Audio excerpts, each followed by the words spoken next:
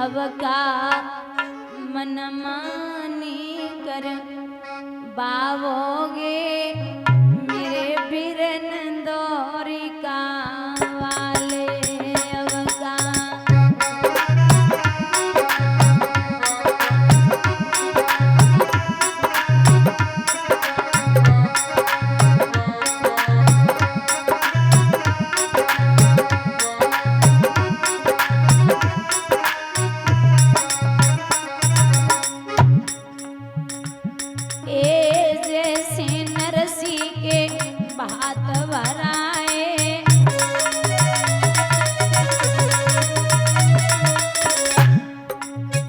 अब का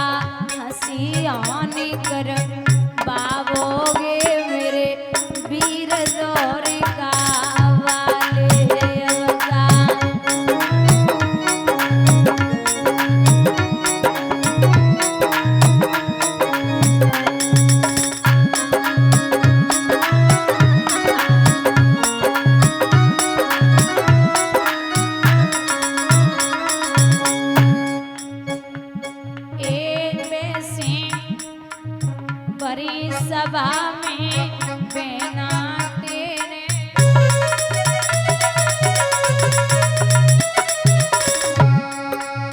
अब का नगिन युगारी देखोगे मेरे वीर दौरी का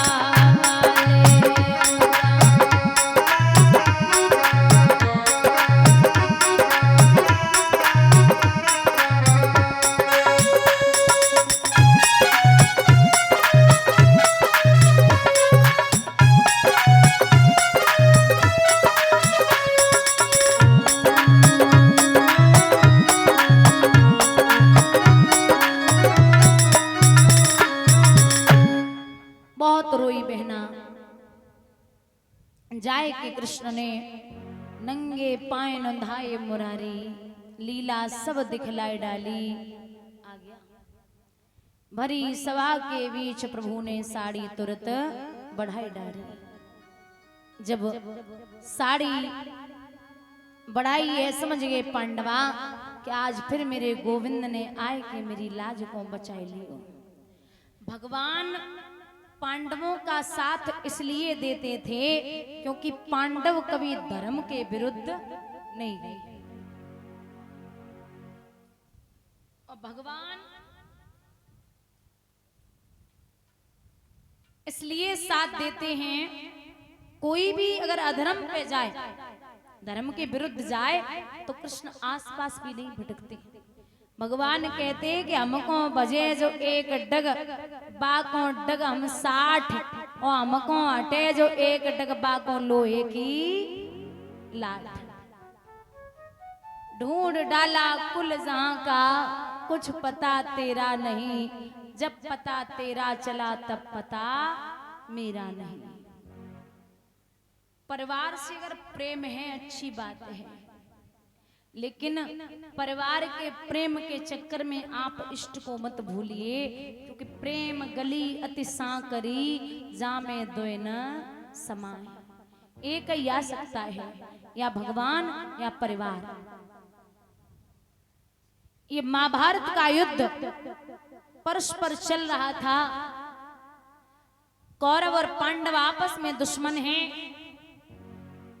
एक दिन की बात है, दुर्योधन उदास बैठे तो कर्ण ने जवाब दियो कि आप सुस्त हैं?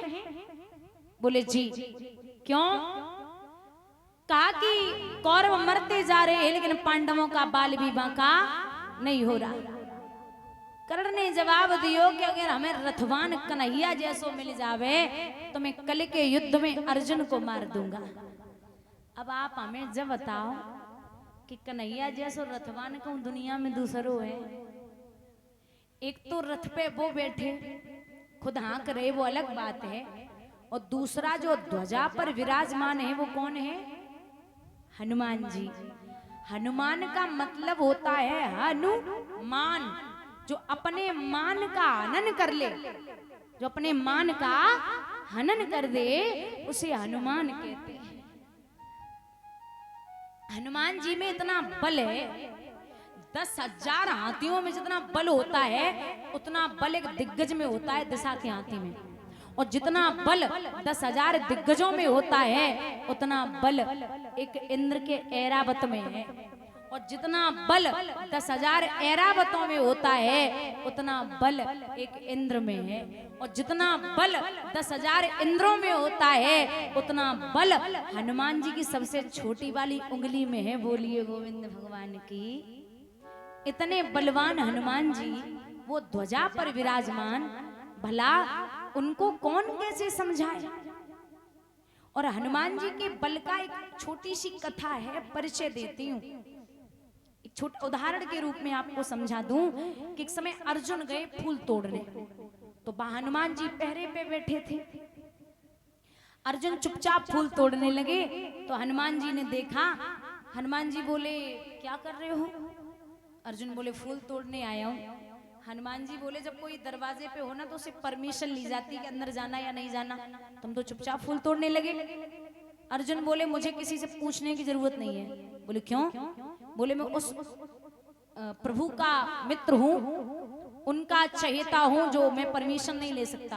बोले किसके हो भाई? बोले कृष्ण के। हनुमान जी मुस्कुराए के बोले जाओ जाओ तोड़ो, चोर को चेला चोरी है सके तो है तोड़ो। अब जो कही कि चोर को चेला चोर हुई है सुबह तो चिढ़ गए। बोले कैसी बातें कर रहे हो? मेरे इष्ट को आप चोर बता रहे हो? अब दोनों योद्धाओं में बहस होने लगी। जब बहस हुई तो लिखते विद्वान गौर करे अतिशय अचंभ अपराध किया, सर पर मृत्यु का मोहर धरे। इतना सुन गर्जा दुर्योधन दुशासन देर लगाओ ना, निर्वस्त्र करो पांचाली को जंघा पे मेरी बैठाओ ना। अग्रस्य आज्ञा पा करके दुशासन पट को रहा खींच, द्रौपदी अधीर हुई मन में साड़ी हाथों से रही खींच। द्रौपदी बराबर साड़ी को पकड़े हुए है, दुशासन ताकत लगा रहा है।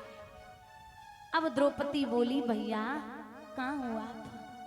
सब मौन है वीरन, अगर आज तुम ना आए तो तुम्हारी बहन की 2 पैसा की है जावेगी।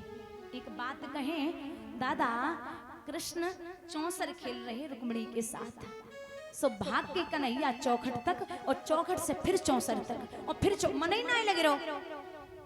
सो रुक्मिणी बोली क्या बात है कान्हा, आप परेशान हैं? बोले जी। एकदम से भगवान की हिलकी छूटी। क्या हुआ? आप रो क्यों रहे हैं? हमसे कोई गलती हुई है क्या? सो भगवान आंसू पहुंच के बोली अरे देवी आज हमारी बहन पे बड़ो संकट है, आप यहाँ क्यों बैठे? आप जाइए ना।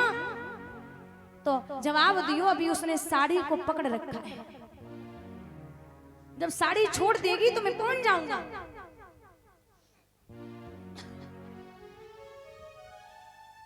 द्रौपदी ने एक बात कही हाथ उठाए के कान्हा, हम तो नगिन पैदा हुए थे कृष्ण, हम तो नगिन पैदा हुए थे और नगिन हो भी जाएंगे तो मेरा कुछ नहीं बिगड़ेगा, लेकिन जब बहन की इज्जत जाती है ना तो सबसे ज्यादा असर भाई पर बाप पे पड़ता है। कन्हैया अगर आज हमारी साड़ी उतर गई ना तो तुम दुनिया में कहीं भी मुंह दिखाने के काबिल नहीं रहोगे। लोगों का विश्वास खत्म हो जाएगा कि जो बहन की इज्जत नहीं बचा पाया वो दूसरों की इज्जत क्या बचाएगा। कान्हा आपको आना पड़ेगा। ऐसी रोई और एक बात कहती कृष्ण आपको याद न हो तो मैं याद दिला दूं, आपकी एक समय उंगली कटी थी, आपकी 1000 पटरानियां कपड़ा और पट्टी लेने के लिए भागी थी, लेकिन मैंने नई साड़ी को फाड़ कर आपकी उंगली में बांध दिया था, उस साड़ी का बदला दी जाइए। महाराज घुटनन के बल भैया जमीन पे आई रही और द्रौपदी रोई के बोली कन्हैया आप मेरे भाई हो और भाई का ये दायित्व है कि बहन की साड़ी उतर जाए, तो आज लाज बचाने के लिए जरूर आए। कृष्ण आइए ना। और रोई के हाथ उठाए के बोली सुनो वीरन,